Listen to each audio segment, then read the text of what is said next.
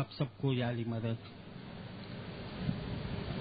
آج ہسٹری کا آخری سیشن ہے آغا خان پیریڈ، اور بڑی خوشی کی بات ہے کہ 2 کلاسیں ہسٹری کی اس طرح جماعت کے ساتھ سلیم آباد میں ہوئی، پھر ایک کریم آباد میں، اور آج 4تھی کلاس کے ساتھ ریپا کلاس کے سلسلے میں یہ آج آخری کلاس ہے۔ آج ہم آغا خان پیریڈ کی طرف جا رہے ہیں، اور پچھلے ٹائم ہم نے بحث کیا تھا کہ ہمارے 45 میں امام شاہ خلیل اللہ اول، ان کو یزد کے اندر شہید کیا گیا تھا سن 1817 کے اندر، اور ایسے حالات کے اندر جو یہ پوسٹ آلموت پیریڈ ہے، اسماعیلیوں کو جب پتہ چلا، دزباز، کرمانج، محلات، انجدان، شہر بابک، الگ الگ علاقے سے اسماعیلی باہر نکل آئے کہ اب تکیہ کرنے کی کوئی ضرورت نہیں، اب خون کا بدلہ خون ہم لیں گے۔ شہنشاہ فتح علی کے لیے ایک بہت بڑا پرابلم کھڑا ہو گیا حکومت کے سامنے، اور اس نے سمجھوتا کرتے ہوئے امام کے فرزند ان کے جانشین آغا حسن علی شاہ کو تہران میں طلب کیا ان کی والدہ کے ساتھ، اور قصر قاجار جو ابھی تک یہ محل پرانی حالت میں اس کے روئنز موجود ہے تہران کے اندر، وہاں پر دعوت دی، اور امام کے ساتھ اس نے ایک کمپرومائز کیا، اور وقت کے ساتھ امام نے بھی کمپرومائز کیا اور اسماعیلیوں کو منع فرمایا۔ اس ملاقات کے اندر نہ صرف اس نے اپنی بیٹی کی شادی بھی کروائی، لفظ ٹائٹل آغا خان ٹائٹل بھی عنایت کیا تھا۔ 3-4 آدمیوں کو آغا خان کا ٹائٹل ایران میں پہلے سے ہی مل چکا تھا، لیکن سب سے زیادہ مشہور ہمارے اماموں کے ساتھ یہ ٹائٹل ہوا ہے۔ جب تک شہنشاہ فتح علی تھا تب تک امام سکون سے، کیونکہ ان کو قم اور محلات کی گورنری بھی دی گئی تھی، گورنر تھے، لیکن ان کا ایک وزیر تھا مرزا آکاشی، وہ ذرا عداوت رکھتا تھا، اور وہ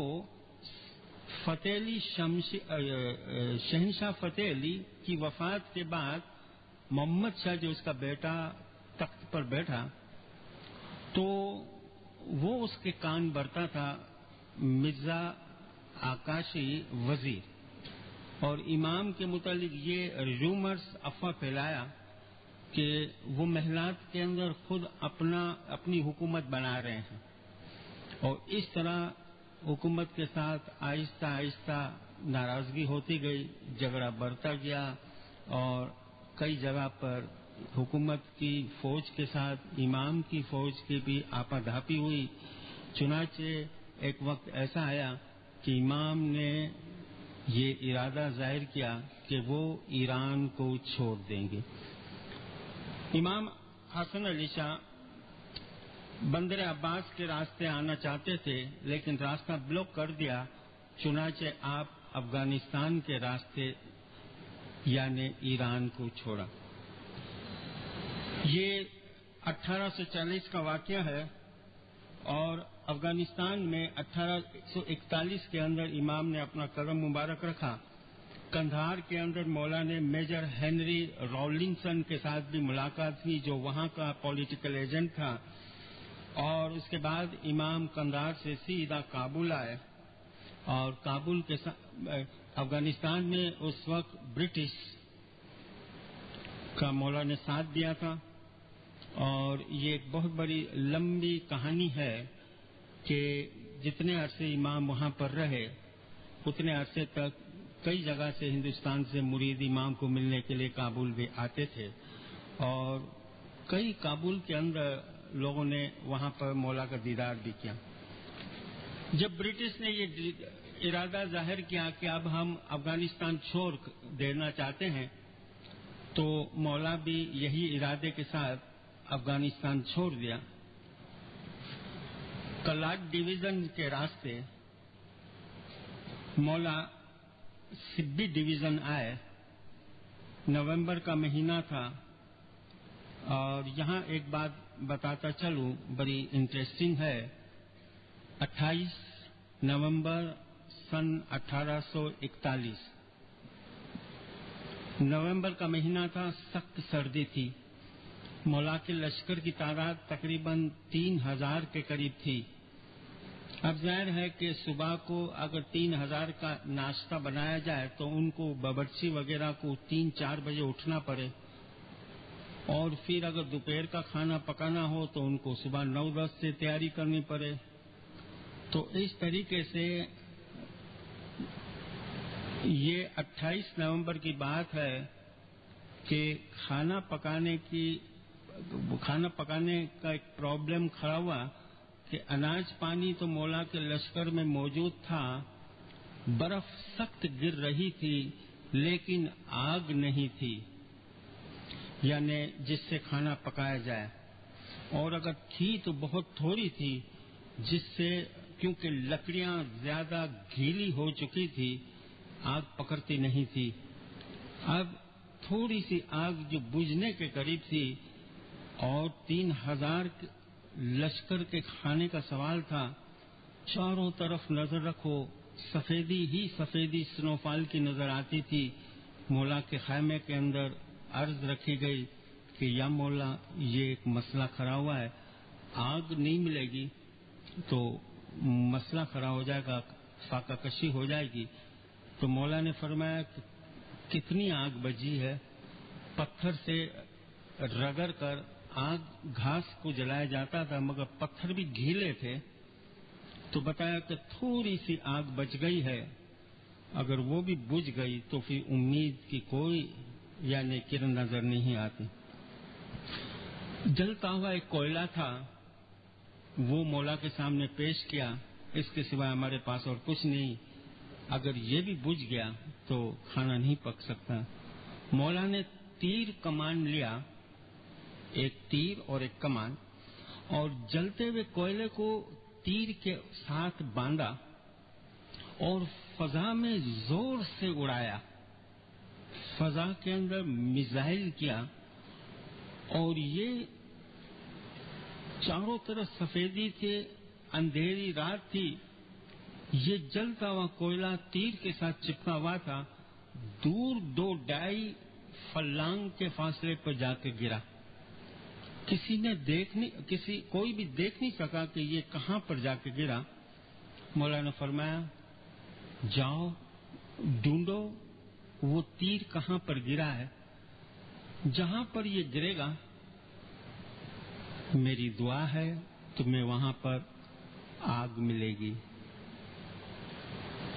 یہ لوگ ڈھونڈتے ڈھونڈتے ڈھونڈتے اس جگہ پر گئے تو بڑے حیران ہو گئے کہ وہ تیر جو تھا ایک گڑھے کے اندر، کھڈے کے اندر جا کے گرا تھا، اور بلو رنگ کی آگ نکل رہی تھی، لال سرخ نہیں، بلو رنگ کی۔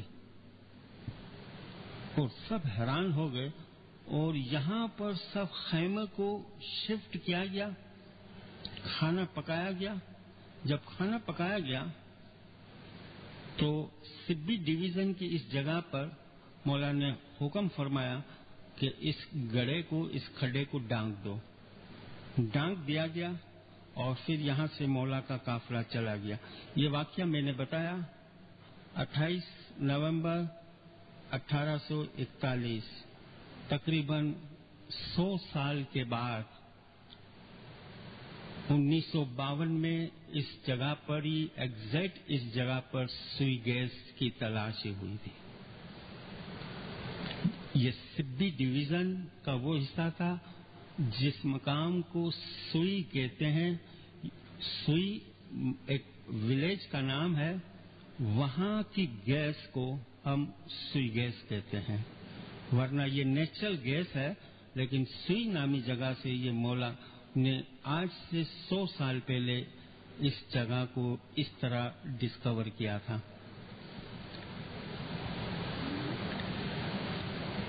मौला कोयटा पहुंचे और कोयटा से सीधा सोनियानी के रास्ते सोनियानी आए थे। सोनियानी में जब मौला ने शिकार के बहाने काफी टाइम तक कुछ दिन तक मौला ने वहां कायम किया, इसलिए कि पसनी और मारा मस्कत और ग्वादर के इस्माइली मौला को मिलने के लिए आते थे। यहाँ इस्माइली बड़ी बुरी हालत में पुअर इस्माइली थे और यहाँ एक शख्स था, कच्छ मुंद्रा का रहने वाला था और उसका नाम था खटाऊ।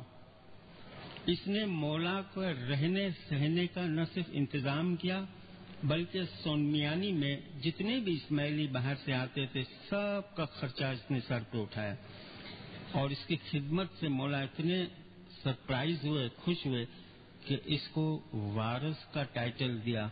वारस खटाऊ ये पहला शख्स है बड़े सगीर के अंदर जिसको वारस का टाइटल सन 1841 में सोनियानी में मौला ने इनायत किया था।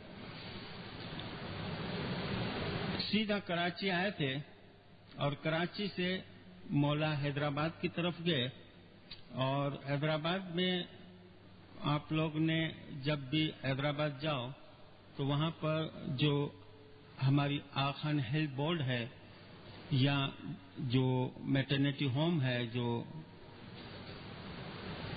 उसके बैक साइड पर आपको खुली जगह नजर आएगी। वो जगह पर मौला ने अपने लश्कर के साथ कायम किया था। Sir Charles Napier political agent था सिंध का, मौला के साथ इसकी दोस्ती हुई और सिंध में अंग्रेज सिंध के मीरों के साथ जंग में मसरूफ थे। मौला ने कंप्रोमाइज के लिए कंप्रोमाइज के लिए काफी तजावीज पेश की, लेकिन मौला की बात किसी ने नहीं मानी। बिलाखिर मौला ने अंग्रेजों का साथ दिया और मौला को इन मीरों को जो रसद मिलती थी, जो मदद मिलती थी, वो कराची से बलोची भेजते थे और नेशनल हाईवे गारो ठट्ठा ये रास्ते से ये लोग हैदराबाद में लश्कर का साजो सामान बेचते थे। तो मौला को जिरक की पहाड़ी पर तैनात किया गया कि आप जिरक पर रहिए और यहाँ जो भी कराची से बलोची मदद आए मीरों के लिए आप इसको ब्लॉक करो, रोको। और पहले से ही जिरक के अंदर इस्माइली रहते थे और ये जिरक वो जगह है जहाँ पर मौला ने न सिर्फ कयाम किया कुछ अरसे तक बल्कि इसको दरखाना का टाइटल भी दिया गया था और तकरीबन 23 महीने तक जिरक हिंदुस्तान का पहला दरखाना था। ये दरखाने की जो तारीख डिक्लेयर की थी 21 मार्च सन 1843 ये बात दरखाना डिक्लेयर किया मौला ने। उसके 2 दिन के बाद यानी 23 मार्च सन 1843 की बात है कि जाम और जोखियो कबीले के लोगों ने मीर शेर मोहम्मद खान की क़यादत में ठट्ठा से एक बहुत बड़ा लश्कर लेकर इस्माइलियों के ऊपर जिरक के ऊपर हमला किया था। जिंदगी में कभी जिरक की विजिट हो और वहां पर ही जिरक के मुतालिक बातें अगर कही जाए कि कौन सी जगह है जहां पर 72 इस्माइली शहीद हुए थे, कि कौन सी जगह है जहां पर इमाम अपने घोड़े से गिरे थे, जख्मी हुए थे, और ये कौन सी जगह है कि जहां पर इमाम ने अपने कदम रखे थे। मैं यहाँ ये शॉर्ट और सिंपल वे में बताऊं कि सिंध के अंदर अभी भी सैयद खानदान की बड़ी इज्जत करते हैं, चाहे अमीर आदमी हो, गरीब हो, हत्ता के चोर और लुटेरे भी जो है وہ سیدوں کی بڑی عزت کرتے ہیں سندھ کے اندر.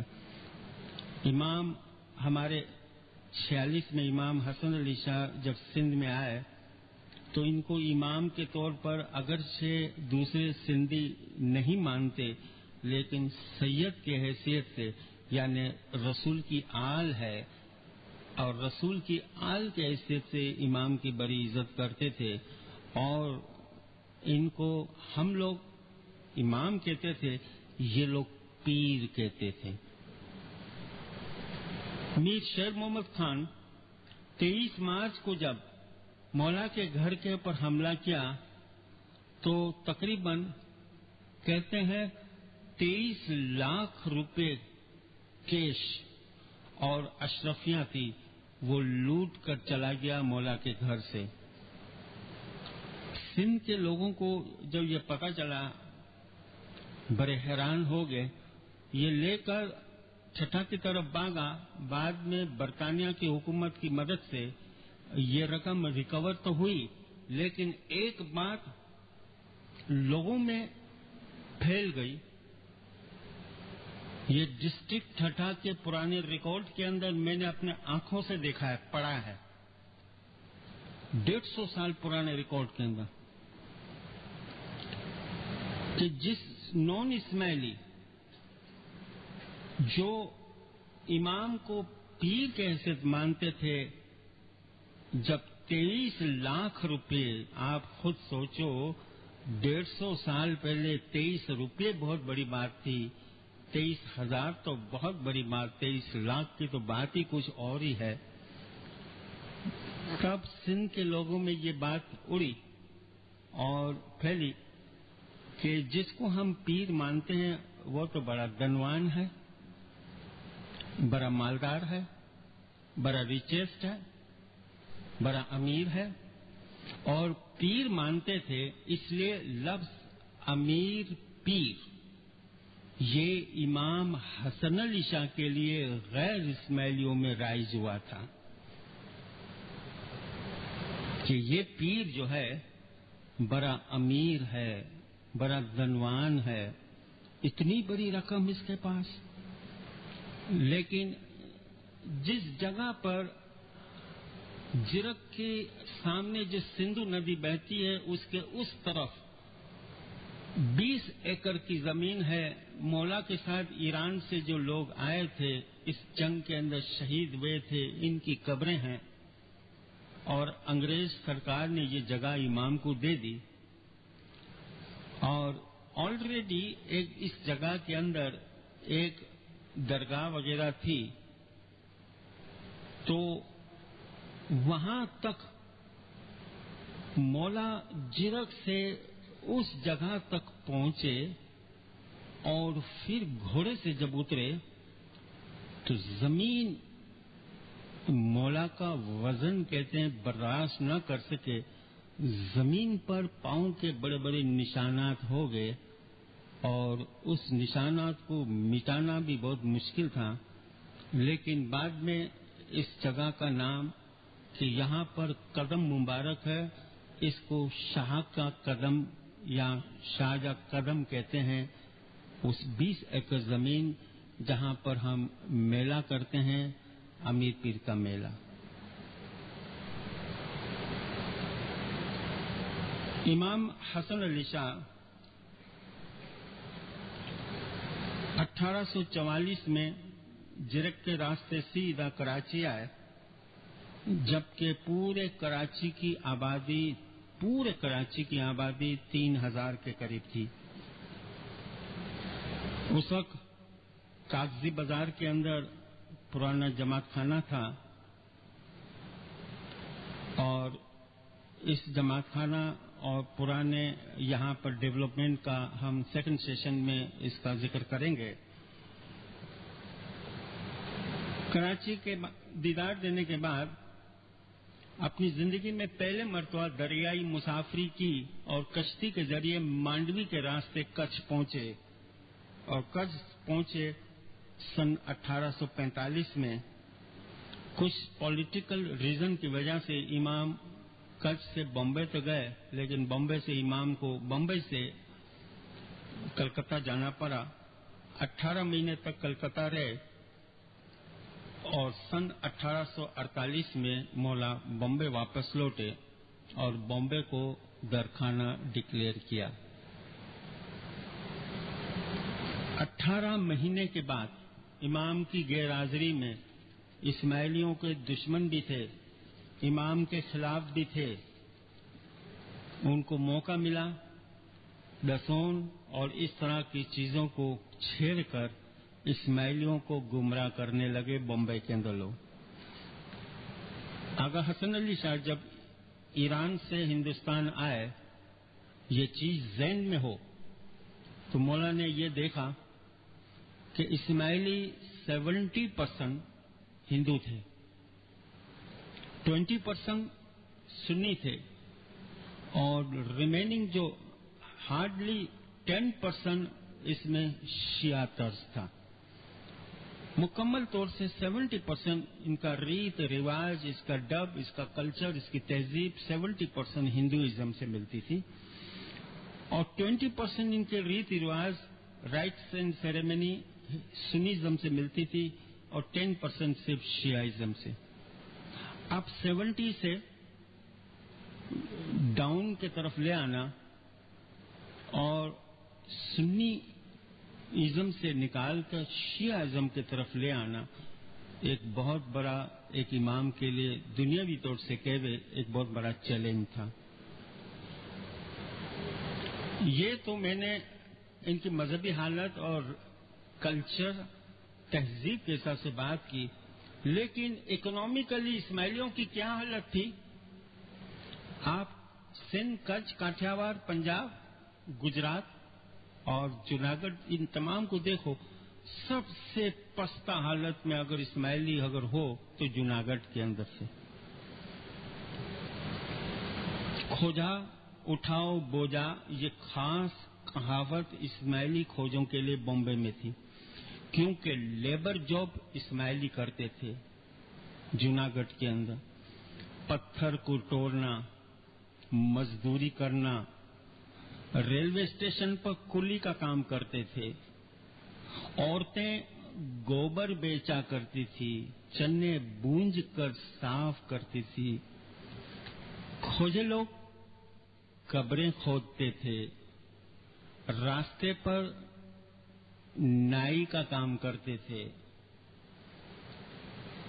और ऐसी पस्ता हालत में, गुर्बत की हालत में थे कि इसको नीचे से ऊपर की तरफ ले आने का अगर क्रेडिट अगर हो मिले तो वारिस इस्माइल गांग जी थे। मैं जरा आगे बढ़ जाता हूं 2 मिनट के लिए और फिर वापस पीछे की तरफ हिस्ट्री में आता हूं कि गिरनार की पहाड़ी के एक मरतबा आगा अली शाह वारिस के साथ मुसाफरी कर रहे थे तो देखा कि एक ही लाइन में औरतें सर पर कोई बोझ उठाकर जा रही थी। तो मौला घोड़े पर सवार थे, रुक गए। मौला ने वारिस से पूछा, ये दूर कौन लोग हैं? तो बताया, खुदावन ये इस्माइली औरतें हैं। इनके सरों पर क्या है? खुदावन गोबर है, गाय का गोबर, ये उठाकर बाजार में बेचती है। आगा अली शाह दातार के आंख मुबारक से पानी टपक पड़े कि मेरे मुरीदों की यह हालत, इतनी बुरी हालत में रहते हैं। मौला ने फौरन उस औरतों को तरफ देखा, घोड़े से उतरे, वारिस के कंधे के तरफ हाथ रखा। हमारा वादा है, आज इन औरतों के सरों पर गोबर देखते हो, कल तुम देखोगे इनके सरों पर सोने और चांदी होंगे। यह हमारा वादा है। और जब सोना और चांदी आ गया सरों पर, तब ही इन लोगों ने इमाम को सोने और चांदी से तोला। तो دوبارہ ہم بیک سائڈ پہ آئے کہ وارث اسماعیل گانگجی کے زمانے میں اسماعیلیوں کی یہ حالت تھی جوناگڑھ کے اندر. اب وارث اسماعیل گانگجی جوناگڑھ اسٹیٹ کے نواب کے یہاں ایک خزانچی کی حیثیت اکاؤنٹنٹ خزانچی کی حیثیت ان کا فائنانس منسٹر تھے. سن 1851 میں آغا علی شاہ داتار آغا علی شاہ داتار بغداد کے راستے ہندوستان آئے تھے اور 1852 کے اندر شکار کرنے کی غرض سے جوناگڑھ گئے تو امام آغا حسن علی شاہ نے ایک خط لکھا وارث اسماعیل گانگجی کو. ابھی اس کو وارث کا ٹائٹل نہیں ملا اور وارث کا ٹائٹل کیسے ملتا وہی میں آپ کو بتا رہا ہوں. اور بڑی انٹرسٹنگ بات ہے کہ اسماعیل گانگجی کے نام خط کہ میرے بیٹے کو میں جوناگڑھ بھیجتا ہوں, وہ شکار کے لیے آئے گا, مجھے یقین ہے امید ہے کہ ان کی مہمان نوازی میں ان کا خیال کرو گے. 4-5 دن کے لیے وارث کے پاس آغا علی شاہ داتار یعنی امام حسن علی شاہ کے فرزند وہاں رہے. 4 دن تک رات کو یہ سوئے نہیں صحیح طرح, دن کو جوکھے کھاتے تھے. 50 آدمی مولا کے ساتھ 50 نوکر لگائے, خود نوکر کی طرح 49 نوکر اور خود 50 میں نوکر مولا کے پاس یعنی مولا کے فرزند کے پاس ادب سے کھڑے رہے. اتنی مہمان نوازی کی کہ جوناگڑھ کے بادشاہ جو ہے نواب کی بھی اتنی مہمان نوازی نہ کی ہو. یہ واقعہ ذرا غور سے سننا. اتنی مہمان نوازی کہ شاید اس نے اپنی یعنی اس میں کوئی کسر نہ چھوڑی ہو. سن 1852 کی بات ہے اور جب الوداع یعنی ڈپارچر کا ٹائم آیا, آغا علی شاہ داتار یہاں سے جب جوناگڑھ سے گئے تو وارث اسماعیل گانگجی کو یہ بتایا کہ تم نے جو ہماری مہمان نوازی کی اس میں کسی قسم کی کمی شارٹ فال نہیں تھا اور اس چیز کو ہم کبھی بھی زندگی میں بھولیں گے نہیں. بمبئی چلے آئے.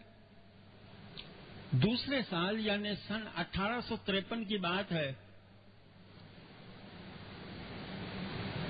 آپ بمبئی کے اندر جاؤ تو حسن آباد کے پیچھے واڑی جہاں پر امام رہتے تھے, حسن آباد میں تو امام حسن علی شاہ کی مزار ہے مگر حسن آباد سے بعد واڑی کا مقام واڑی مزگون جہاں امام کا لشکر رہتا تھا اور امام رہتے تھے, وہاں کچھ اور کاٹھیاوار اور گجرات سے تقریباً 300 اسماعیلی بڑی محنت سے تکلیف اٹھا کر مسافری کرتے کرتے کرتے دیدار کے لیے آئے تھے. تو اس موقع کا فائدہ اٹھاتے ہوئے جوناگڑھ سے اسماعیل گانگجی وارث اسماعیل گانگجی بھی پہنچے. یہ بھی پہنچ گئے. جماعت صبح 9 بجے 300 کی جماعت تو بڑی جماعت کہلاتی تھی, مولا کے گھر کے نیچے بیٹھی ہوئی ہے.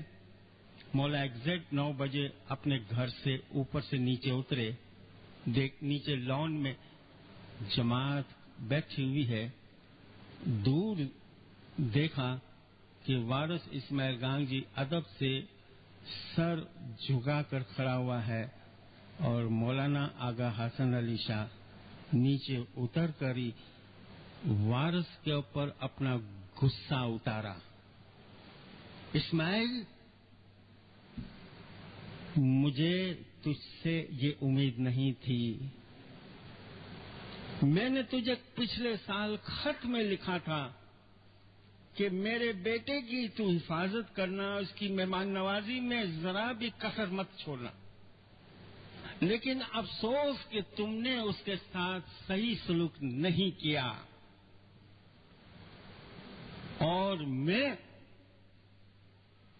تمہاری شکل تک دیکھنا پسند نہیں کرتا. اتنے بھاری اور سخت الفاظ. اب جماعت نے دیکھا کہ امام گھر سے باہر اترے اور 300 کے 300 لوگ اس وارث اسماعیل گانگ جی کی طرف دیکھ رہے ہیں اور وہ ٹس کا مس نہیں ہوا, خاموش, آنکھیں بند ہیں اور ادب سے کھڑا ہوا ہے. اور غصے کے اندر مولا سرخ ہو گیا اس کا چہرہ اور دیدار دینے سے انکار کر کے ناراض ہو کر اپنے گھر اوپر چلے گئے. یہ اعلان کیا کامریا حاجی نے کہ دیدار کل صبح 9 بجے ہوگا. اب سب لوگ جو دور سے آئے, بڑی مشکل سے آئے, وہ وارث کی طرف یوں دیکھتے دیکھتے خاموشی سے سب واڑی سے نکل گئے, چلے گئے.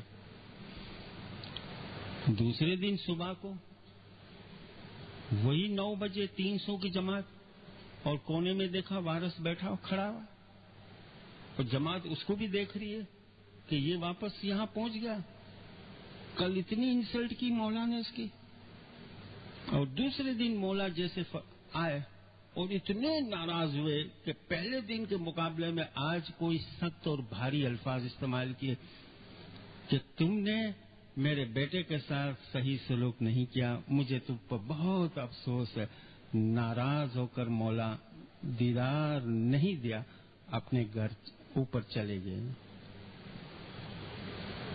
اب تو جماعت کے لوگ جو پریشان حالت میں یہاں بیٹھے ہوئے, انہوں نے سوچا کہ ایک شخص کی وجہ سے ہم 300 کا دیدار خراب ہو رہا ہے. اگر یہ کل شخص آیا تو ہم اس کو اٹھا کے باہر پھینک دیں گے, آنے نہیں دیں گے. ہمارا دیدار ہمیں واپس پہنچنا ہے اپنے علاقے میں. کامریا حاجی نے اعلان کیا کہ کل دیدار ہوگا صبح 9 بجے. ٹھیک ہے, صبح 9 بجے سب جمع ہو گئے تو وہی اسماعیل گانگ جی وہاں پہنچ گئے. اب تو جماعت سے برداشت نہیں ہوا کہ اگر امام اس پر ناراض ہوئے اور دیدار نہیں ہوا تو پھر اس شخص کی کوئی خیر نہیں. مولا اوپر سے نیچے اترے اور اتر کے ساتھ آواز دی, اسماعیل میرے پاس آؤ, ادھر آؤ. واپس جماعت سب اس کی طرف گئے. لوگوں نے سمجھا کہ شاید آج امام غصے میں کچھ کر بیٹھیں گے. مولا نے اپنا ہاتھ کھول دیا. جیسے یہ قریب آیا, مولا نے اس کو اپنے گلے لگایا, اپنے گلے لگایا. اس طرف مولا کا اس کے کندھے کے اوپر سر اور اس طرف وارث کا سر مولا کے کندھے پر. 150 کی جماعت اس طرف دیکھ رہی ہے, 150 کی جماعت اس طرف دیکھ رہی ہے کہ دونوں کے آنکھوں میں پانی ہے. مولا نے وارث کو گلے لگایا کتنی دیر تک, پھر سب کے سامنے فرمایا کہ ہم نے تمہارے ایمان کی 3 دن تک آزمائش کی اور تم ذرا بھی نہیں ہلے. ہمیں تمہارے جیسے مضبوط لیڈر کی جوناگڑھ کے اندر ضرورت ہے. آج ہم تم کو جوناگڑھ کا وزیر وارث مقرر کرتے ہیں اور تمہارے اوپر یہ ذمہ داری ہے کہ تم اس جماعت کو نیچے سے پستی حالت میں ہے اس کو اوپر لے جاؤ, اور تمہارے ساتھ ہماری دعائیں شامل ہے. تمہارے جیسے شخص کی ہمیں ضرورت تھی جس کا ایمان گرنار کے پہاڑوں کی طرح مضبوط ہو. اس شخص نے جو کچھ بھی کیا اس سے آپ اندازہ لگا لو. میری اگر آپ پڑھو گے 101 اسماعیلی ہیروز, اس کے اندر میں نے یہ خاص واقعہ پیش کیا اور اس میں بتایا کہ اس نے کیا ہے, کتنی محنت کی ہے. اور اس کے اندر اتنا ہی کہنا کافی ہے اس کے متعلق کہ جب اس کی وفات ہوئی تو آغا علی شاہ داتار اس کی مزار اور اس کی قبر پر جا کر فاتحہ پڑھی تھی، اور آغا علی شاہ داتار نے یہ ریمارکس پاس کیا کہ وارث اسماعیل جیسا شخص اب پیدا نہیں ہوگا، اسماعیل گانگجی جیسا شخص اب پیدا نہیں ہوگا، اور اس کو پیر کا ٹائٹل عنایت کیا تھا، کیونکہ ایک پیر سبز علی کو اور اس کے پہلے اسماعیل گانگجی کو پیر کا ٹائٹل عنایت کیا تھا۔ 18 مہینے اس کے پہلے امام حسن علی شاہ پولیٹیکل ریزن سے کلکتہ میں جب تھے تو پیچھے سے دسون وغیرہ کا بڑا لمبا مسئلہ کھڑا ہوا تھا، اور پھر ایک گروپ ہم سے الگ ہوا، اور یہ 12 بھائی تھے، 12 شخص تھے، اور ایک کیس داخل ہوا، اور اس کو بار بھیا کیس، کھوجا کیس یا آغا خان کیس کہتے ہیں۔ سن 1866 کے اندر یہ کیس ہوا تھا۔ کیس کی بنیاد 1829 سے رکھی گئی تھی، لیکن چلتے چلتے یہ لوگ، اس میں سے کئی لوگ کو نعت بہر کیا گیا تھا۔ مکھی اللہ رکھیا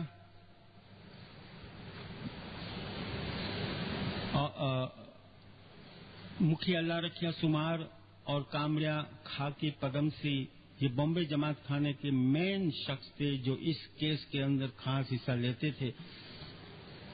اب امام کے خلاف کیس کیا ہوا ہے دسون وغیرہ کے اوپر، اور ساتھ میں یہ کہ پیر صدرالدین سنی تھے، اور اس طریقے سے طرح طرح کی ہمارے اوپر الزامات لگائے گئے تھے۔ جسٹس آرنولڈ نے اس کیس کی کارروائی 25 دن کے اندر پوری کی تھی۔ اس 25 دن کے اندر جماعت خانے کے اندر ہمارے خلاف یہ جو گروپ تھا بار بھیا گروپ، اس کی اچھی خاصی تعداد بعد میں بنی۔ جماعت خانے آتے اور جماعت خانے میں جو کچھ بھی اعلانات وغیرہ ہوتے یا جو کارروائی ہوتی، باہر جا کے یہ لوگ بتا دیتے اپنے آدمیوں کو۔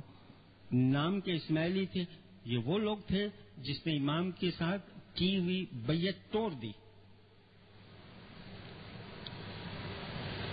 جماعت خانے میں دعا کا ٹائم ہو تو یہ لوگ جماعت کے ساتھ مکس بیٹھتے تھے، سجدہ نہیں کرتے تھے اور شاہ کا دیدار نہیں دیتے تھے۔ تو مکھی اللہ رکھیا سمار اور کامریا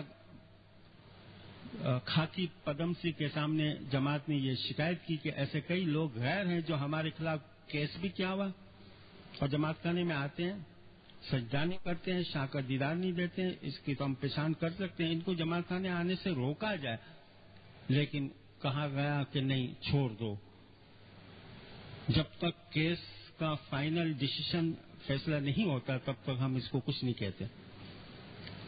تو جو شاہ کا دیدار دیتے تھے ایک گروپ، اور ایک جو شاہ کا دیدار نہیں دیتے تھے، جو نہیں دیتے تھے اس کو جماعت کے لوگ بار بھیا کہتے تھے، اور جو شاہ کا پنجہ دیتے تھے اس کو پنجے بھائی کہتے تھے۔ اور یہ لفظ آغا خان کیس سے درخانہ بمبے جماعت خانے سے کوئن ہوا تھا کہ پنجے بھائی وہ جو پنجہ دیوے آغا خان کیس سے بار بھیا کے ساتھ اس طرح جماعت خانے میں یہ نام رائج ہوا تھا۔ 21 نومبر سن 1866 میں یہ کیس ہمارے فیور میں جسٹس آرنولڈ نے ڈکلیئر کیا تھا۔ اس عرصے میں اسماعیلیوں کو یہ موقع ملا کہ وہ سمجھے کہ ان کے اندر جتنی بھی سنیزم کی رائٹ سیریمنی ہے وہ نکال دے۔ پیر صدرالدین کوئی سنی نہیں تھا، شیعہ امام اسماعیلی تھا اور اسماعیلی دائی تھا، پیر تھا۔ آپ اس کیس کی اسٹڈی بھی کر سکتے ہو، بڑے اچھے خاصے کوشچن آنسر ہوتے تھے۔ سن 1866 کے بعد اب امام آہستہ آہستہ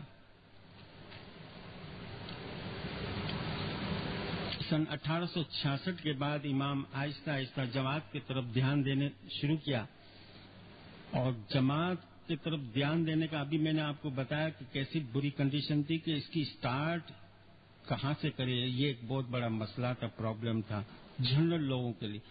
نہ ہماری کاؤنسل تھی، نہ طریقہ بورڈ یا ریکریشن کلب نہیں تھی، نہ کسی قسم کا ادارہ تھا، کچھ نہیں تھا، صرف ایک گروپ تھا، پنجابی گروپ، جس کو مولا نے فدائی کا درجہ دیا تھا، یہ دین کے سپاہی کے حیثیت درجہ دیا تھا۔ آج اس عرصے میں کچھ کے اندر ایک خطرناک ڈکار یا قحط پڑا تھا۔ امام آغا حسن علی شاہ کچھ گھوڑے کے اوپر سوار ہو کر گئے تھے، اور کچھ کے اندر اسماعیلیوں کی جو حالت دیکھی، مولا بڑے دکھی ہوئے۔ مولا نے وہاں پر کامرہ حاجی کے ذریعے یہ فرمان جماعت کے اندر ڈکلیئر کرایا بار بار کہ تم میں سے جو نوجوان ہے وہ لوگ افریقہ کی طرف ہجرت کر جائے۔ یہ فرمان کرنے کے بعد، دیدار کے بعد، مولا بمبئی چلے آئے، تو 150 سے 200 کے قریب کشتیوں میں بیٹھ کر مانڈوی کے راستے نوجوان لڑکے ارادہ کیا کہ ہم افریقہ جائیں گے، اس کے پہلے بمبئی جائیں گے اور مولا سے دعاسیس لیں گے۔ یہ لوگ 150 سے 200 کے قریب ان کی تعداد تھی، نوجوان تھے۔ یہ لوگ واری آئے بمبئی میں، اور ان کا مولا کے ساتھ ایک اپائنٹمنٹ ہوا، میٹنگ ہوئی۔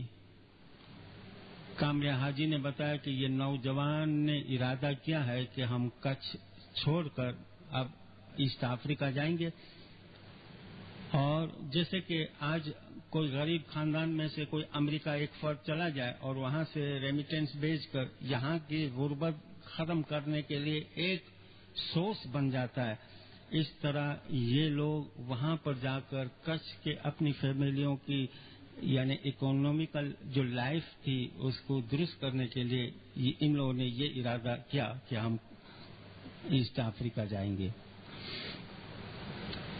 مولا نے ان کو دیدار دیا، ان نوجوانوں کو، پھر ایک کاغذ منگایا اور کاغذ کے اوپر اپنے ہاتھ مبارک سے 4 تسبیحاں لکھی: یا اللہ، یا وہاب، یا علی، اللہ الصمد۔ مولا نے فرمایا، دیکھو جب تم زنزبار اترو تو 2 دعا کے بعد کھڑے ہو کر 33 دانے کی یہ ایک تسبیح نکالنا ڈیلی۔ اس تسبیح کی بدولت ہم دعا کرتے ہیں تم نہ صرف ایسٹ افریقہ میں آباد ہوگے، تمہاری آل اولاد آباد ہوگی، اور تمہاری آل اولاد پوری دنیا میں پھیل جائے گی۔ ایسا ہی ہوا نا؟ پھر یہ بعد میں 1914 کے اندر مولانا امام سلطان شاہ نے افریقہ کی مسافری کے وقت یہ فرمایا کہ میرے دادا نے جو تمہیں 4 تسبیح دی تھی، اب اس کو شام کے بجائے صبح کو پڑھو، اور ہندوستان کی جماعت کو بھی بتایا کہ تم بھی یہ تسبیح صبح کو پڑھو، اور یہ 4 تسبیحاں آج تک ہم پڑھتے ہیں جو پوری دنیا میں پڑھی جاتی ہے: یا اللہ، یا وہاب، یا علی، اللہ الصمد۔ امام آغا حسن علی شاہ سن 1881 میں حسن آباد کے اندر ان کی وفات ہوئی، اور وہیں پر اس کو سپرد خاک کیا گیا تھا، اور تاج محل کی شکل کا اس کے مزار تعمیر کی گئی تھی، ابھی تک بھی وہاں پر موجود ہے۔ آغا حسن علی شاہ ان کے بعد 47 में इमाम आगा अली शाह दातार तख्ते इमामत पर जलवा अफरोज हुए। मैं शॉर्ट में बताऊं कि इमाम आगा अली शाह दातार बॉम्बे इंपीरियल लेजिस्लेटिव काउंसिल के मेंबर थे, मोहम्मदन नेशनल एसोसिएशन के प्रेसिडेंट थे और सन 1882 में पहली मर्तबा बॉम्बे में फर्स्ट खोजा स्कूल तामीर की थी। 28 साल इसके पहले पिरातन के जोमे में रह चुके थे, 28 साल तक, और 4 साल तक इमामत की गद्दी पर आए और सन 1885 में इनकी वफात हुई थी। इमाम के मुतालिक और भी बातें आगा अली शाह दातार की हम नेक्स्ट सेशन में करेंगे। और यहाँ से अब हम आते हैं हमारे 48वें इमाम सुल्तान मोहम्मद शाह। जितना मुझसे हो सकता है शॉर्ट करता हूँ, क्योंकि अब टाइम भी बहुत कम आता है और दो इमाम की हिस्ट्री के ऊपर और सबसे 72 साल की इमामत के दरमियान इसकी एक्टिविटीज को इंटरेस्टिंग बनाकर समझाना, इसकी पूरी कोशिश करता हूँ।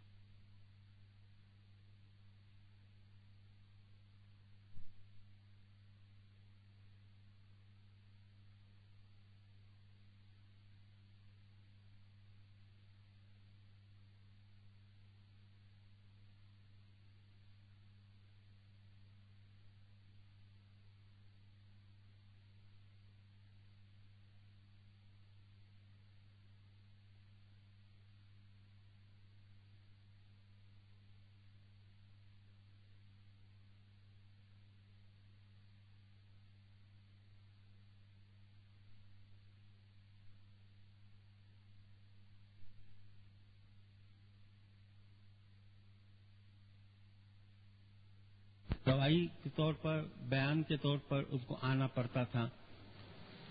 एक सवाल जस्टिस रसल ने लेडी अली शाह दातार से किया और वो सवाल शायद किसी के दिमाग में न हो। जो 1905 की बात है, लेकिन बात कर रहा है 1885 की।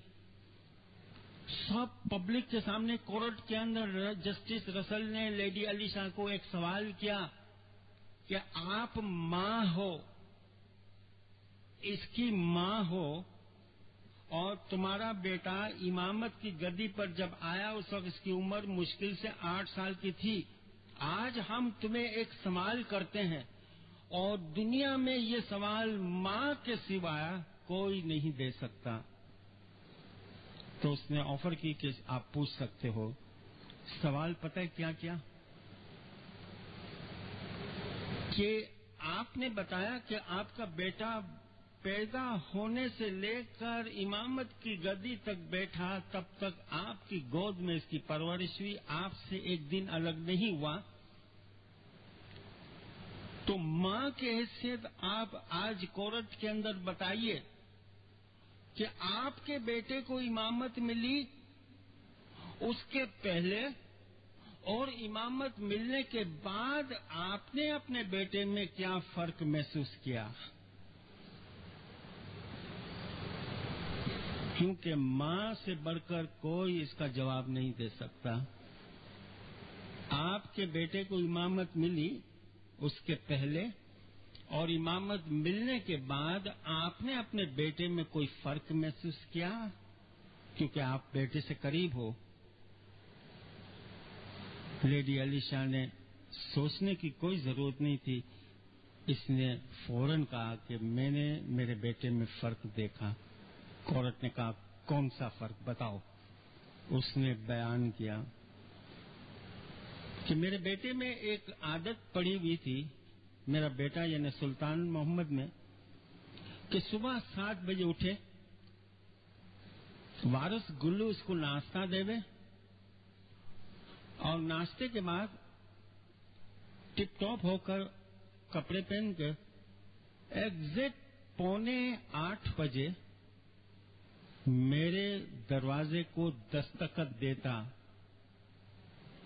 7:45 बजे मैं अभी नींद में होती थी, तो میرے بیٹے کی عادت تھی کہ ایگزیکٹ 7:45 بجے دروازے کو دستخط دے اور دروازہ کھولتا تھا، اور دروازے میں بھی پورا نظر نہیں آتا تھا، صرف اپنی گردن مجھے اندر دکھاتا تھا اور کہتا تھا ماں میں باہر کھیلنے کے لیے جاؤں.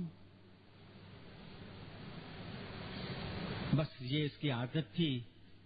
باہر کا مطلب گھر کے باہر جو لان میں کھلونے وغیرہ ہوتے جو بھی ہوتے وہاں کھیلنے کے لیے جاتا، لیکن ایگزیکٹ 7 بجے اٹھے 7:45 بجے مجھے جگاتا تھا اور مجھ سے اجازت لیتا تھا اور باہر کھیلنے کے لیے چلا جاتا. جب اس کو امامت ملی، پروگرام ہوا کہ بامبے درخانہ کے اندر دیدار ہے، دستپوشی ہے، بیعت کا کام ہے.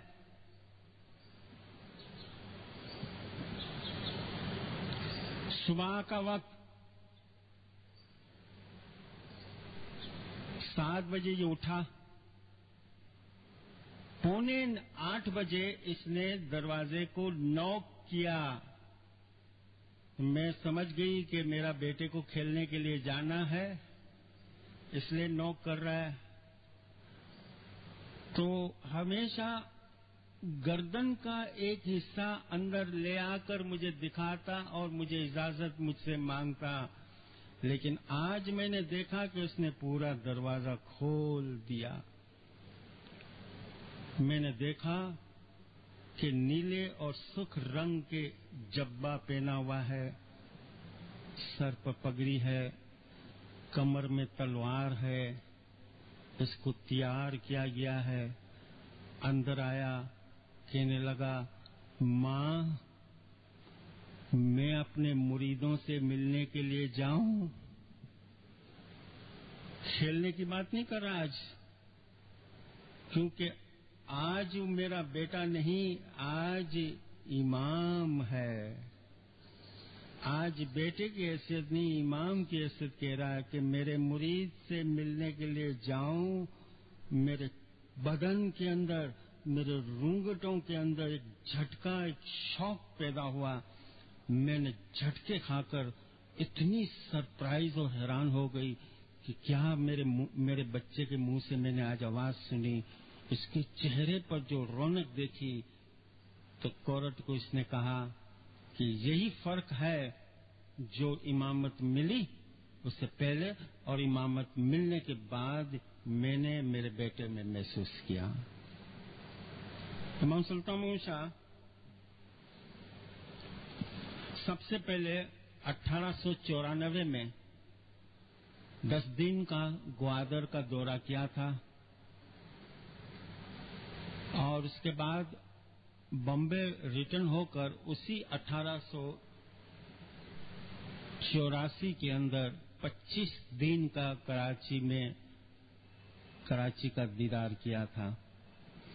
اور امام کے لیے، امام سلطان محمود شاہ کے لیے 1894 میں جو لکڑی کا تخت یہاں بنایا گیا تھا، آج اس وقت آپ کھارا در کے اندر موجود ہو، آپ دیکھ سکتے ہو میرے لیفٹ ہینڈ سائڈ پر کارنر کے اندر وہ لکڑی کا تخت ہے جس پر امام سلطان محمود شاہ جلوہ افروز ہوئے تھے سن 1894 میں. اور اس کے بعد 1897 کے اندر اپنے چچا آغا جنگی شاہ کی بیٹی شہزادی بیگم کے ساتھ پونا کے اندر یروڈا پیلس کے اندر شادی ہوئی تھی. 1898 میں سر سید احمد خان کے ساتھ مولا کی ملاقات ہوئی تھی، اور 1898 کے اندر یورپ کا پہلا ٹور کیا تھا، رانی وکٹوریہ کے ساتھ ملاقات ہوئی تھی. سن 1899 میں مولا نے افریقہ کی پہلی زنزبار کی پہلی مسافری کی تھی، اور 1902 کے اندر کراچی کا ٹور کیا تھا. جماعت نے ایک دوسرا لکڑی کا تخت بنایا تھا. اب آپ میرے رائٹ ہینڈ سائڈ پر دیکھیے، یہ تخت 1902 پر ہے. جس کے اوپر مولانا امام سلطان محمد شاہ جلوہ افروز ہوئے تھے. امام کی جو خدمات ہے اس کو ریویو کرے کہ ایجوکیشن اور پالیٹکس کے اندر مولا نے بہت ہندوستان کے مسلمانوں کی خدمت کی تھی. 1902 کے اندر فرسٹ مسلم ایجوکیشن کانفرنس دہلی میں جو ہوئی دہلی لکھنؤ میں جو ہوئی تھی اس کی صدارت کی تھی. علی گڑھ یونیورسٹی کی موومنٹ کی تھی. 30 لاکھ کا چندہ جمع کیا تھا. 30 لاکھ کے چندے سے مراد یہ ہے، یہ اس وقت 30 لاکھ کا مطلب سمجھتے ہو جب 1 تولہ سونا 12.25 روپے کا تھا. آج تو 5-6 ہزار روپے کا ہے نا. 12.25 روپے کا تولہ، 12.25 روپے کا 1 تولہ سونا تھا. ایسی سستائی میں 30 لاکھ جمع کرنا، اور اگر آج اتنی رقم، اگر آپ خود اس کو کنورژن کر سکتے ہو کہ یہ کروڑوں میں یہ رقم چلی جاتی ہے. ساتھ میں امام سیاست میں حصہ لیا اور مسلم لیگ کی بنیاد رکھی، اور لارڈ منٹو کے ساتھ شملہ کے اندر مولا نے مسلم ڈیپوٹیشن کی قیادت کی، ملاقات کی، اور 1906 کے اندر فرسٹ مسلم لیگ کی بنیاد رکھی اور خود اس کے پریزیڈنٹ بنے. 1911 تک پریزیڈنٹ تھے.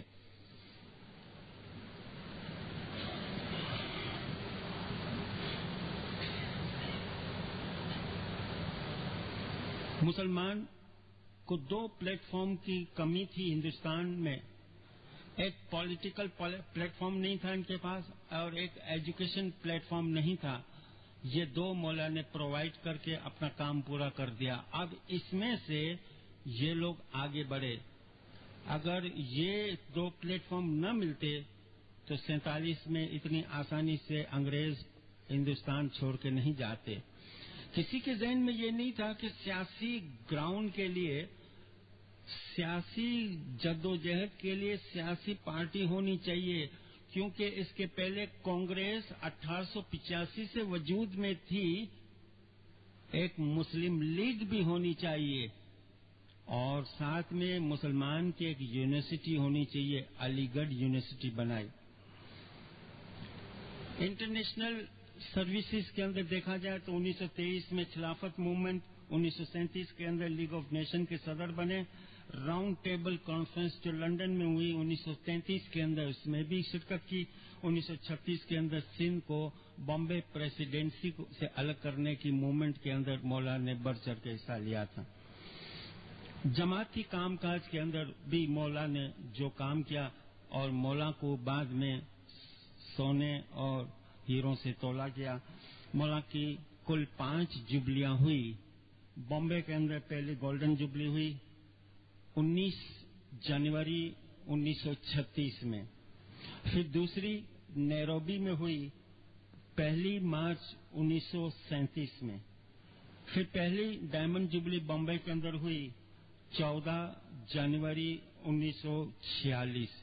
پھر دوسری ڈائمنڈ جبلی ہوئی دار السلام کے اندر 9 اگست 1946. پھر پلیٹینم جبلی ہوئی کراچی کے اندر 3 فروری 1954 کے اندر. اس طرح 5 جبلیاں مولا کے پیریڈ کے اندر ہوئی. مولا امام سلطان موسیٰ اس طرح اپنے روحانی فرزندوں کی ہدایت رہنمائی کے لیے دن رات کام کیا. کئی فرامین کیے، کئی ادارے کھلے، ہماری کاؤنسلیں بنی، ہمارے یہاں ریکریشن کلب بنی جو آج طریقہ بورڈ کہتے ہیں، بعد میں اسماعیل ایسوسیشن کہلاتی تھی. اس کے پہلے council, supreme council, provincial council وغیرہ بنی. اور اس وقت ہندوستان پورا، برما، سری لنکا اور ایسٹ افریقہ میں اسماعیلی مولا کے کنٹیکٹ میں تھے. مولا 1907 سے یوروپ میں رہتے تھے. شروع میں وہاں ریٹس ہوٹل میں رہتے تھے، بعد میں اپنا گھر بنایا تھا. پھر لندن سے آتے تھے بزرگ لوگ. لندن یورپ کو ولایت کہتے ہیں کیونکہ ولایت لفظ ٹرکش ورڈ ہے، فورن کو کہتے ہیں. اور پھر ولایت سے یعنی یورپ سے جب آتے تب دیدار دیا کرتے تھے. ساتھ میں مولا رائٹر بھی تھے. 1918 میں اپنی والدہ کی یاد میں انڈیا ان ٹرانزیشن لکھی تھی اور 1954 کے اندر میموریز آف آغا خان بھی لکھی تھی.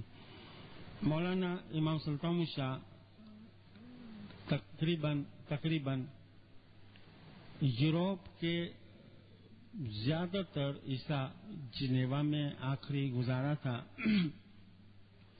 اور برکت ویلا مقام کے اندر امام سلطان شاہ کی 11 جولائی 1957 میں رحلت ہوئی تھی. یہ اس وقت کی بات ہے جب اس جگہ پر اسوان میں جہاں امام کو سپرد خاک کیا گیا وہاں پر بڑی سخت گرمی تھی.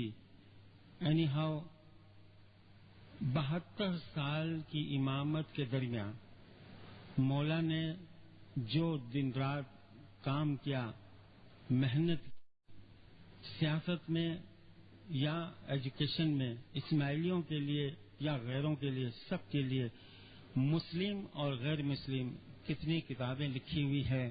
اگر اس کی اسٹڈی کی جائے تو ہم کہہ سکتے ہیں یعنی مولا کے اتنے بڑے مسلمان اسماعیلی غیر کے پر جتنے احسانات ہیں اس کو کوئی اس احسان کا بدلہ نہیں دے سکتا. اتنی بڑی خدمات تھی، انٹرنیشنل پرسنالٹی تھی. لیکن ہماری کمزوری یہ کہ مولا اب بھی اپنے پیریڈ کے اندر اونچا لے جانا چاہتے تھے جماعت کو. جماعت کی روحانی پرورش کے لیے ایسے فرامین مولا نے فرمائے کہ ایسے فرامین فرمانے کے لیے شاید امام حسن علی شاہ اور آغا علی شاہ داتار کے پاس بھی میں کہتا ہوں کہ بہت کم ٹائم تھا. کیوں کہ اس وقت اس سے بھی بری حالت تھی اسماعیلیوں کی، اور اس وقت امام کو گھوڑوں کے اوپر سواری کرنا پڑتا تھا. کاؤنٹ عبداللہ ہاشم گانگ جی آخری ملاقات اس کی برکت ویلا میں امام سے ہوئی تھی. میں نے ابھی بتایا 11 جولائی سن 1957 میں وفات ہوئی. کاؤنٹ عبداللہ ہاشم گانگ جی کی ملاقات 7 جولائی 1957 میں مولا کے ساتھ ہوئی تھی. برکت ویلا کے لان کے اندر صبح کے وقت 8 بجے ملنے کے لیے جب مولا کے پاس گیا تو دیکھا کہ مولا لان کے اوپر بیٹھے ہوئے ہیں، کرسی کے اوپر اخبار پڑھ رہے تھے. ایک ہاتھ سے اخبار پڑھ رہے ہیں اور دوسرے ہاتھ پر کافی پی رہے ہیں. کاؤنٹ عبداللہ نے مولا کو ڈسٹرب نہیں کیا، خاموشی سے پیچھے کرسی کے پاس ادب سے کھڑے ہو گئے.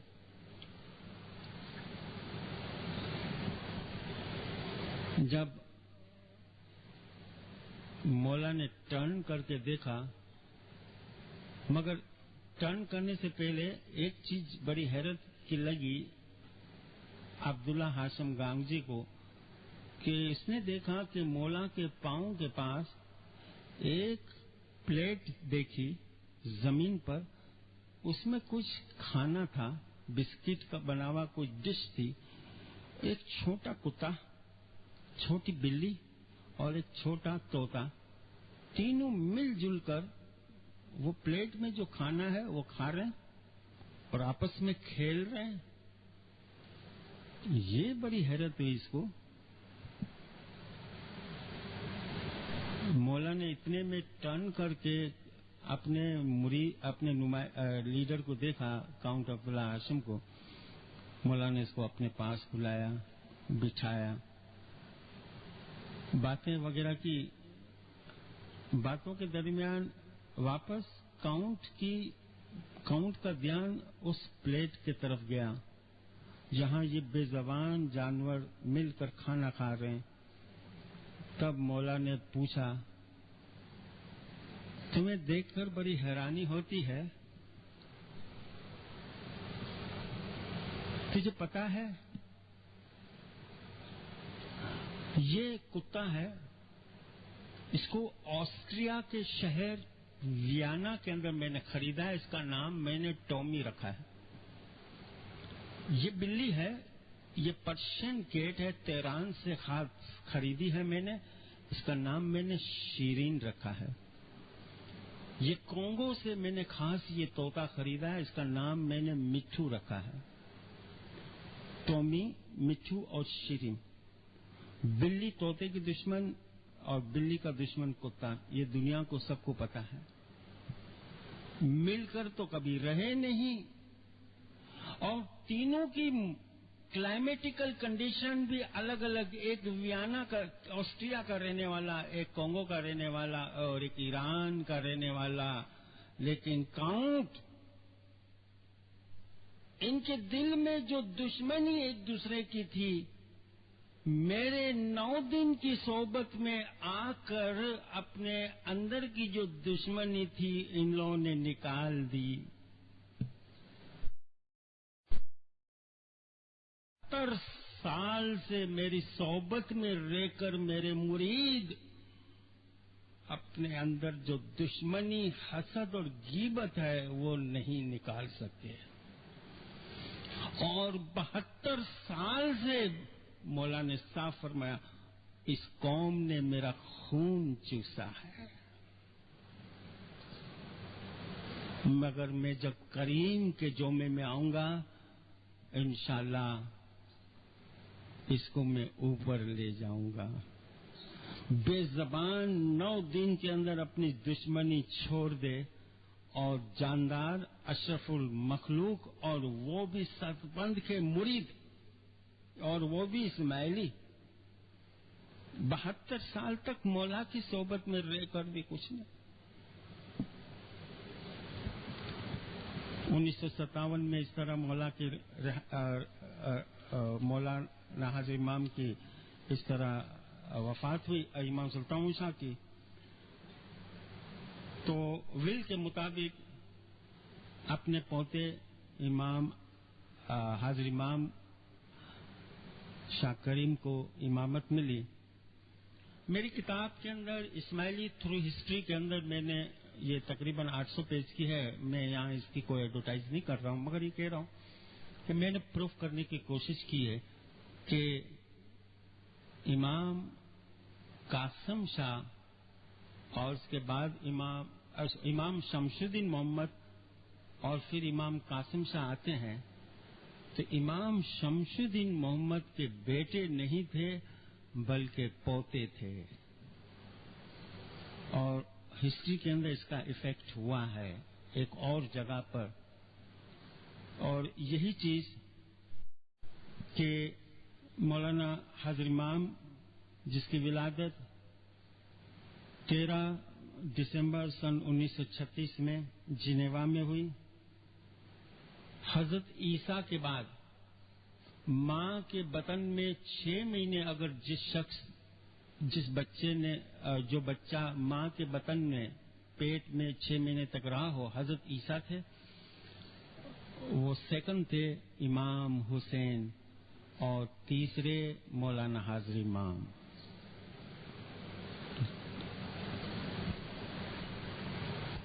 بچپن میں ورلڈ وار کی وجہ سے، پہلی جنگ عظیم اور دوسری جنگ عظیم کی وجہ سے والدہ کے ساتھ 27 مئی 1941 میں نیروبی چلے آئے تھے، جہاں پر 4 سال تک رہے.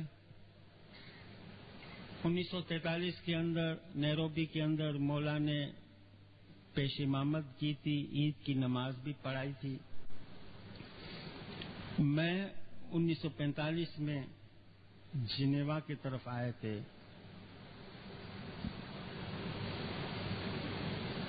17 साल के, और जिनेवा जब आए मई 1945 में, क्योंकि 28 अप्रैल 1945 में वर्ल्ड वार खत्म हो गई हिटलर के इंतकाल के बाद, तो मई महीने में ये लोग वापस जिनेवा आए और ली रोजी स्कूल में दोनों भाई दाखिला लिए। 17 साल की उम्र में अपनी स्कूल लाइफ खत्म करने के बाद हार्वर्ड यूनिवर्सिटी ज्वाइन की थी।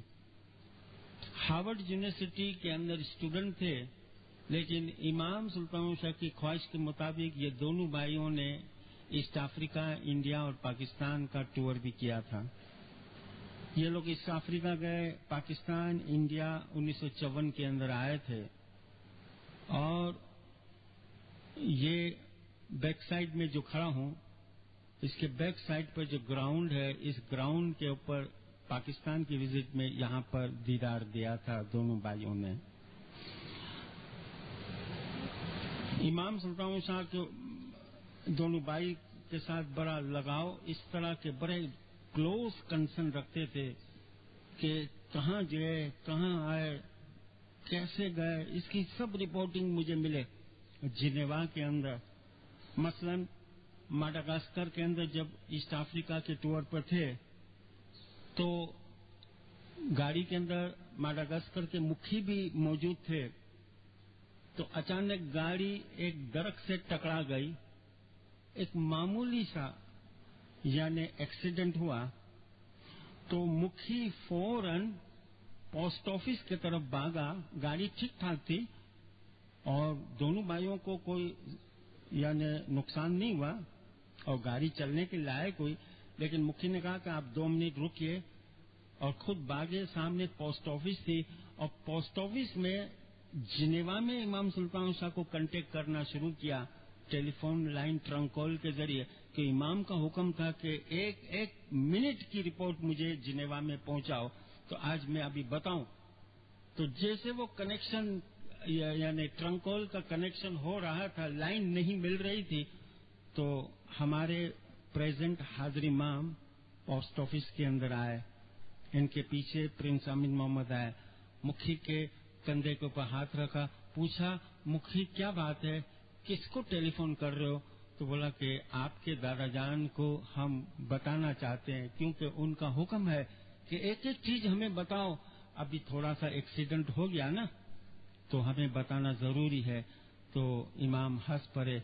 मौला ने फरमाया मुखी टेलीफोन करने की कोई जरूरत नहीं है, क्योंकि हमारा दादा इमाम है, उसको सब रोशन है, उसको सब रोशन है, वो यहाँ पर भी मौजूद है, मत इतला करो, आओ वापस चले गए। तो इससे दुनियावी और मजहबी तालीम बचपन से इनको दोनों भाइयों को इस तरह इसका अरेंजमेंट की गई थी।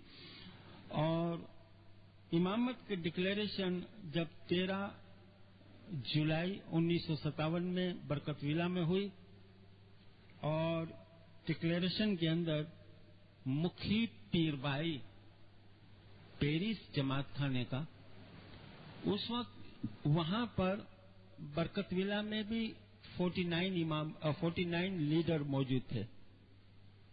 कुदरत खुदा की 49 थे। तो मुखी पीरबाई जो बहुत अरसे से पेरिस जमात खाने में मुखी की हैसियत यानी खिदमत दे रहे थे, वो भी बरकतविला पहुंचे हुए थे। वो आगे बैठे हुए थे, एक छोटा कमरा था, लीडर सब बैठे थे। अब सब इंतजार कर रहे कि इमाम कौन है, किसका डिक्लेरेशन होगा। तो उन्होंने देखा कि रूम के अंदर एक बल्ब जल रहा है। तो उम्मे हबीबा रानी माता और प्रिंस अमीन मोहम्मद पहले रूम के अंदर दाखिल हुए। वहां एक कुर्सी रखी हुई थी और उम्मे हबीबा ने इन लीडरों को बताया जो जमीन पर बैठे थे कि थोड़ी मिनटों में तुम्हारा हमारा हाजिर इमाम, तुम्हारा हमारा हाजिर इमाम आपके सामने नमूदार होगा और इस کرسی کے اوپر جلوہ افروز ہوں گے. یہ فرما کر پرنس امین محمد کے ساتھ روم کے دوسرے دروازے سے یہ لوگ باہر چلے گئے. جماعت خاموش، جماعت کیا 49 لیڈروں کی چھوٹی جماعت خاموش بیٹھی ہوئی ہے. ہلکا سا اندھیرا تھا، جبہ پہنا ہوا، روشنی کی روم کے اندر قدرتی ایک روشنی ہوئی. سب لوگ سلواتے پڑھتے تھے اور مولانا حاضر امام روم کے اندر جلوہ افروز ہوئے، داخل ہوئے اور کرسی پر بیٹھ کر مولا نے فرمایا کہ میں، یہ مکھی پیر بھائی کے الفاظ ہیں، میں تمہارا 49واں مولا مشکل کشا ہوں. میں تمہارا 49واں مولا مشکل کشا ہوں. میں تمہارا حاضر امام ہوں. اور اس طرح بیعت کا کام ہوا اور وہاں پر باہر یعنی لان میں بیعت کا کام کاج ہوا. ایک گروپ فوٹو ہوا اور وہاں پر یا علی خوب مجالس، یہ جو مناجات ہم پڑھتے ہیں، وہاں پر یہ مناجات پورے 8 یعنی پارٹ پڑھے گئے تھے. اب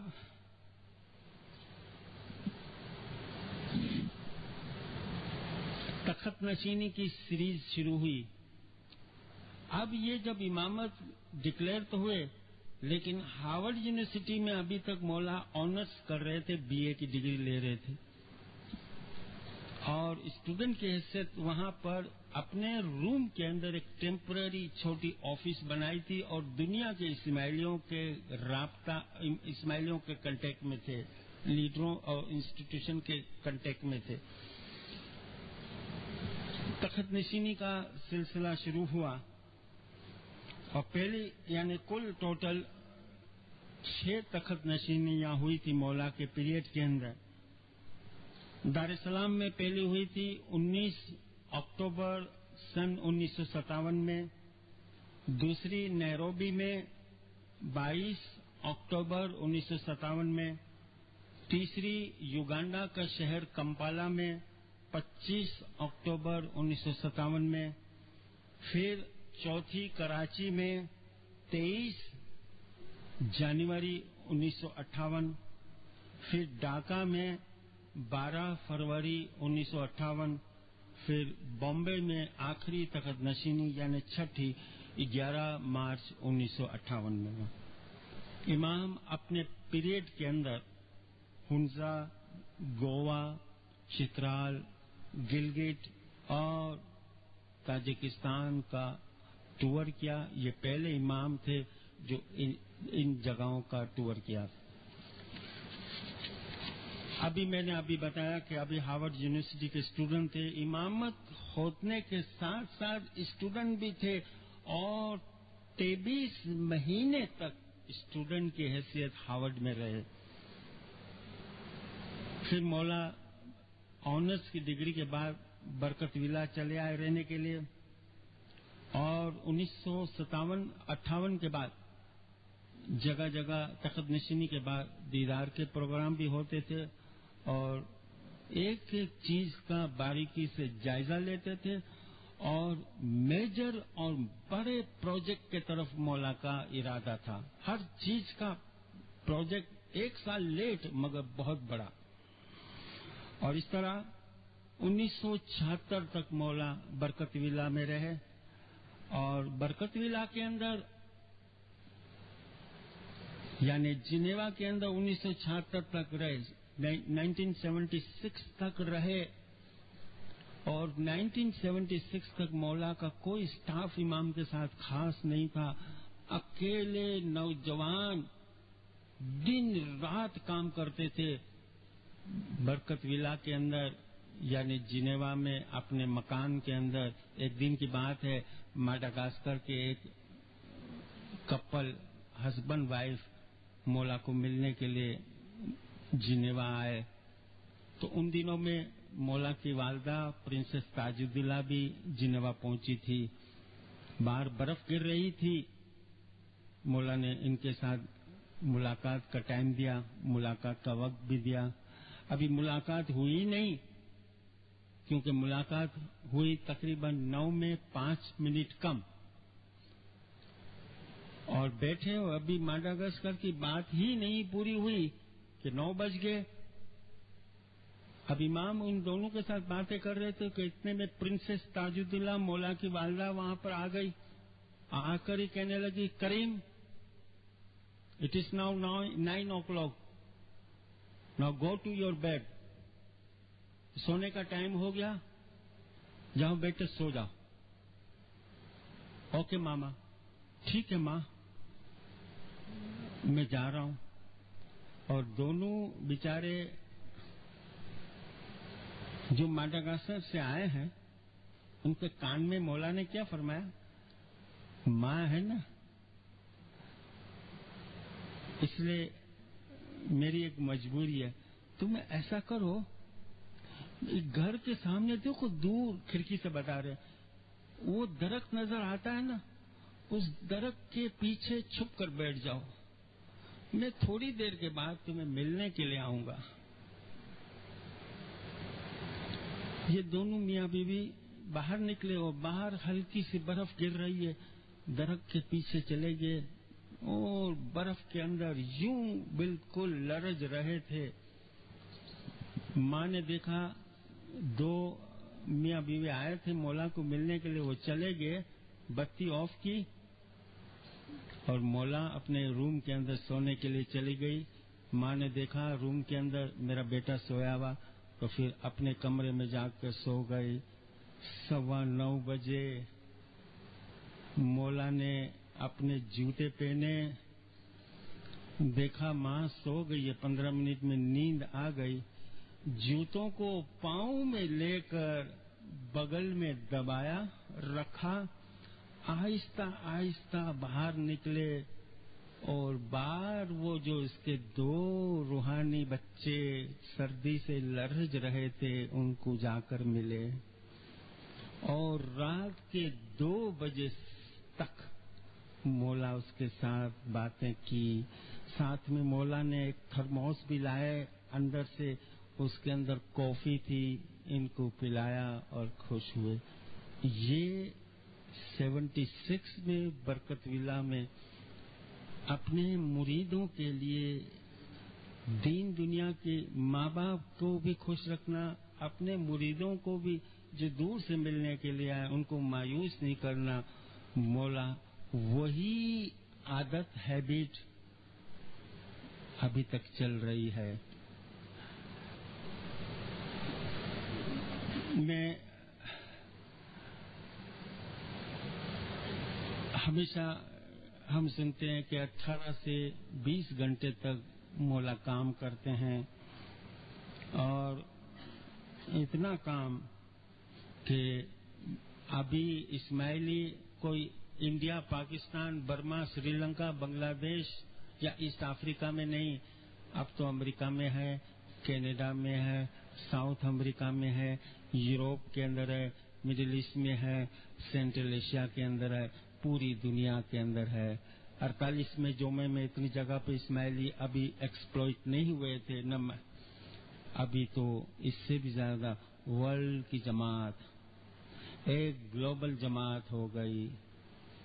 اب مولا نے برکت ولا چھوڑ کر ایگریمنٹ پیرس چلے گئے اور وہاں پر اپنا اسٹاف بنایا، وہاں سے پورے ورلڈ کے اسماعیلیوں کے کنٹیکٹ میں ہے.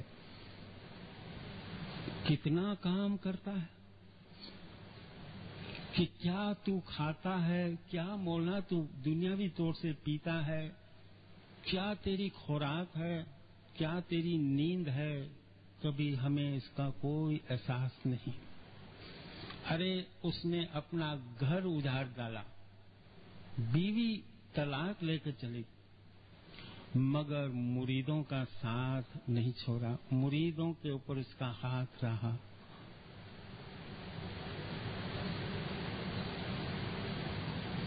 ایک دن کی بات ہے کہ بیگم سلیمہ نے 18 سپٹمبر 1992 کی بات ہے، 18 سپٹمبر 1992 تو اس کے 2 دن پہلے آئی کہ آپ نے پرنسس اپنی بیٹی زہرا کے برتھ ڈے کے اندر تو کبھی شریک ہوئے ہی نہیں ہو. ہم 3 ماں بیٹے اور 3-4 مل کر کیک کٹنگ کر کے گھر کے اندر اس طرح برتھ سالگرہ مناتے ہیں. ہم اسماعیلی سالگرہ اپنے بچوں کی کیسے مناتے نا، کیسے مناتے آپ کو ہم کو سب کو پتا ہے، کتنی شان و شوکت سے مناتے ہیں، سب کو بلاتے ہیں. ہمارے دین اور دنیا کے مالک کی اولاد کی برتھ ڈے کی حالت دیکھیے. مولا کے پاس عرض رکھی کہ کل اور پرسوں 18 تاریخ ہے، زہرا کی برتھ ڈے ہے. تو مولا نے پوچھا کیا ٹائم رکھا ہے؟ اب گھر اور آفس کے بیچ میں ایک دیوار ہے کہ 4 بجے ہم کیک کٹنگ کریں گے، آپ 5 منٹ کے لیے تو کم از کم آؤ. تو مولا نے اپنے ٹیلی فون آپریٹر سے پوچھا کہ 4 بجے کس سے ملاقات ہے؟ تو بولے 4 میں 5 منٹ پہلے کویت کے امیر کے ساتھ آپ کی ٹیلی فون پہ گفتگو ہے، پھر یورپ کا ایک کاؤنٹ ہے اس کے ساتھ 4:10 5 منٹ پر بات چیت ہے، پھر فرانس کا ایک اور اسکالر ہے اس کے ساتھ آپ کی 4:10 پر بات چیت ہے ٹیلی فون پر. اب تینوں کی انگیجمنٹ ٹیلی فون پر پہلے سے تھی، مولا کو بتا دیا اور بیگم سلیمہ کی طرف دیکھا، بچوں کی طرف دیکھا. باپ تھے نا، بولا ٹھیک ہے میں 4 بجے آؤں گا. 4 بجے آئے. اس طرف یہاں ایک ٹیلی فون لگا ہوا ہے مولا کی اور الٹے کندھے کے اوپر 2 ٹیلی فون، ایک موبائل. اس طریقے سے مولا دوسرے روم میں ایگزیکٹ 4 بجے آئے. روم کے اندر ایک ٹیبل چھوٹا رکھا ہوا ہے، کیک ہے اور چھری ہے. سامنے مولا کرسی پر بیٹھ گئے. ابھی آئے نہیں تو کویت کے امیر کے ساتھ بات چیت شروع ہو گئی. ابھی 2 منٹ پوری نہیں ہوئی تو یورپ کے اکاؤنٹ کے ساتھ گفتگو شروع ہو گئی. اس سے بھی بات کر رہے ہیں اور اس سے بھی بات کر رہے ہیں اور ایک تیسرے اسکالر جو تھے فرانس سے اس سے بھی بات کر رہے ہیں. اور بیٹی کو اس طرح بغل میں لیا، یعنی اس کی کمر کی طرف ہاتھ رکھا، بازو کی طرف. دوسرے بچوں کو اس طرح لیا، ہاتھ میں چھری لی. اس سے بھی بات کر رہے ہیں، اس سے بھی بات کر رہے ہیں. کیک کاٹ کر ٹکڑا لیا، خود چکھا، اپنے بچے کو کھلایا، الوداع کر کے دوسرے روم میں چلے گئے. یہ ہے دین اور دنیا کے مالک کے گھر کے اندر ان کی اولاد کی برتھ ڈے. کس کے لیے؟ ہمارے لیے. ارے اپنی پوری جوانی دے دی، تخت پر بیٹھا، پہلی تخت نشینی کا فوٹو دیکھو، سر پر تاج پہنا ہے مولا نے، پگڑی پہنی ہے، سر سے بال نظر آتے ہیں نکلے ہوئے. آج تو بغیر پگڑی کے سر کے بال نہیں. اس مولا نے ہم سے کیا مانگا؟ صرف اور صرف اپنے مذہب کی باقاعدگی چاہیے اور یونٹی چاہیے، پیار محبت اور دین پر چلنے کو سمجھایا.